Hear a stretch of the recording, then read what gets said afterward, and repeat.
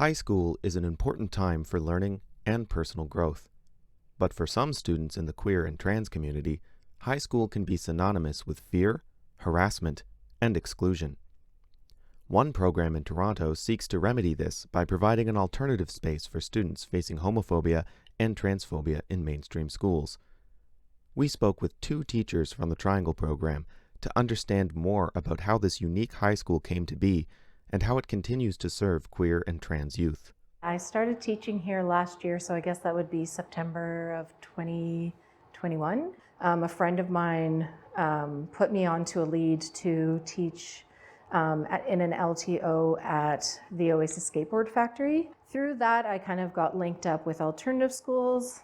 Yeah, and then this job opened up, and my friend Alice had taught here before me, and she was like, you should apply. Brody, I also knew through Alice, was like, you should apply, and yeah, that's kind of what brought me here.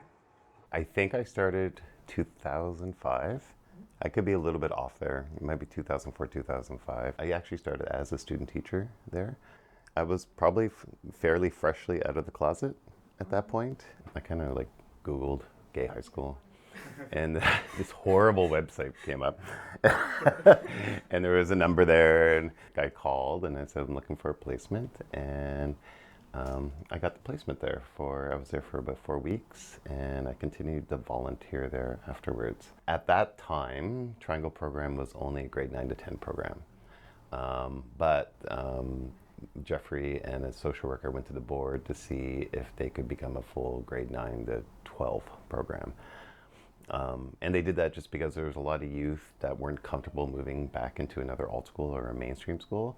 Especially, I would say a lot of our trans-identified youth, non-binary youth, didn't feel comfortable going back into the bigger schools. So they got permission to become a full high school. So at that point, there were only 1.5 teachers.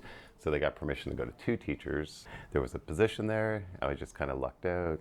I applied for it, and that's how I started the gig in 2005.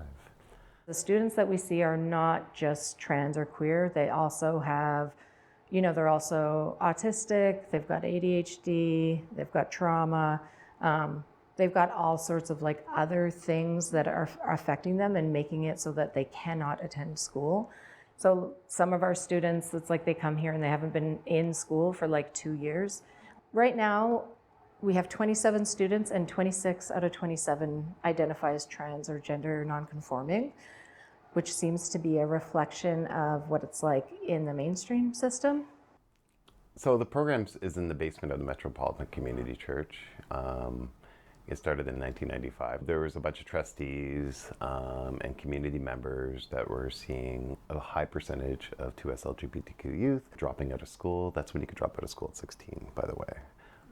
Because of homophobia and transphobia, because of a lot of youth were being kicked out of their homes too because of how they identified. So a lot of youth were leaving the school system. Kathleen Wynn, Olivia Chow were trustees then. They were all part of this. John Campy, who's still connected to the program, they were looking for an alternative school to kind of a catchment for these youth that were dropping out of school and wanted to return back into the school system. It's nice for them to be able to come here and it's not like they're the trans kid, they're just a kid at school.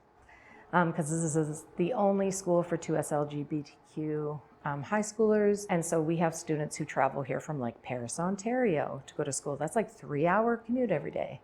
I mean, my ultimate hope is that Triangle would not have to exist. I think our goal was always said, Triangle program shouldn't exist. I wish that trans and queer students could just go to school anywhere and it wouldn't be an issue.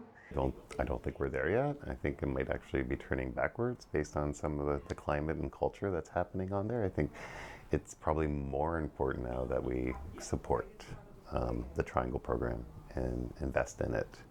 All youth should be able to go into any school and feel safe and welcoming and have the supports they need for all the different challenges they may have. But failing that, the gender revolution or whatever, I would like to see other schools or programs like this. If we wanted to start at the school like that today, I don't know how easy that would be.